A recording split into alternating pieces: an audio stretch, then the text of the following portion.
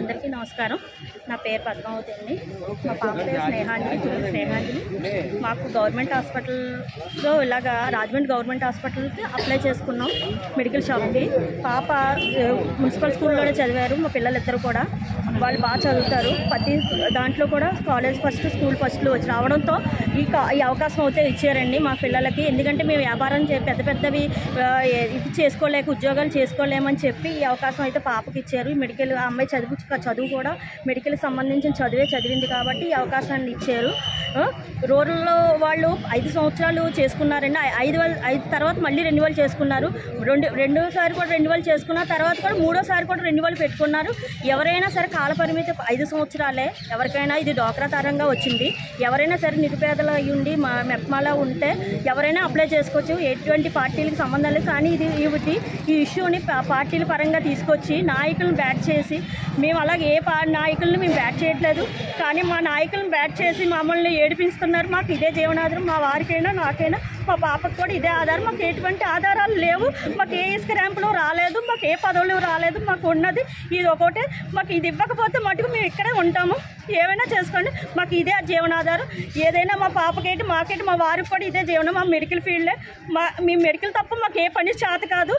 మేము ఇదే చేస్తాము.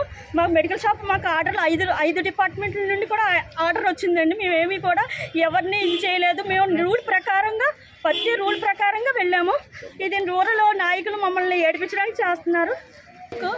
కలెక్టర్ గారు, సూపరింటెండెంట్ గారు జన ఔషధ ద్వారాగా మాకు మెడికల్ షాపు ఇక్కడ గవర్నమెంట్ మెడికల్ షాప్ వచ్చిందండి. ఈ పేదవారికి చేసుకోమని వచ్చారు. 6వ తారీఖున హ్యాండ్ ఓవర్ చేసుకోమని ఆర్డర్ ఇచ్చారు. ఆ ఆర్డర్ ప్రకారం ఈ రోజు మేము 6వ తారీఖున రావడం జరిగింది. టౌన్ వారీగా టౌన్ వాళ్ళకే ఈ అవకాశం ఉంటుందండి. ఎందుకంటే ఇది టౌన్లో వాళ్ళు చేసుకోవాలి. మేము వెళ్ళి వేరే చోట చేయడానికి కూడా మాకు అవకాశాలు లేవు. మేము ఎక్కడ కూడా చేయడానికి కూడా లేదు.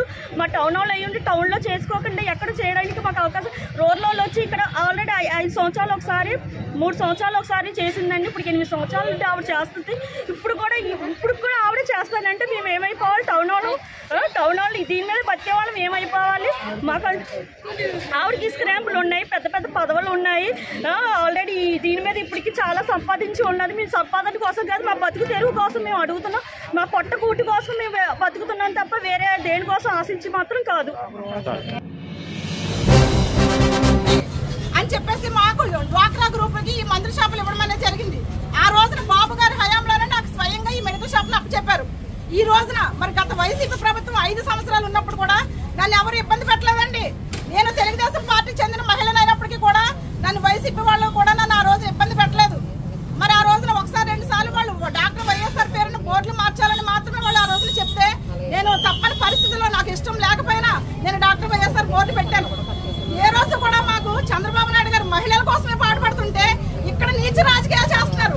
ఈ రోజున నీచ రాజకీయాలు చేస్తా ఉన్నారు. దీనిని మేము ఖండిస్తా ఉన్నాము. లోకేష్ బాబు గారు కూడా ఒకటే చెప్తా ఉన్నారు, ఏ మహిళకు ఏ పార్టీకి చెందిన మహిళ అయినప్పటికీ కూడా ఇబ్బంది పడకూడదని చెప్తా ఉన్నారు. మరి బాబు గారు నిరంతరం ప్రజల కోసం పనిచేస్తా ఉన్నారు. మరి అలాంటి పరిపాలనలో ఈ రోజున మరి ఒక మహిళకి ఇంత అద్భుతమైన పరిస్థితి అండి. అసలు మరి 5 సంవత్సరాలకి నాకు రెన్యువల్ జరిగిందని డాక్యుమెంట్స్ నేను చూపించినప్పటికీ కూడా మరి నన్ను ఈ విధంగా నన్ను ఇబ్బంది పెట్టడం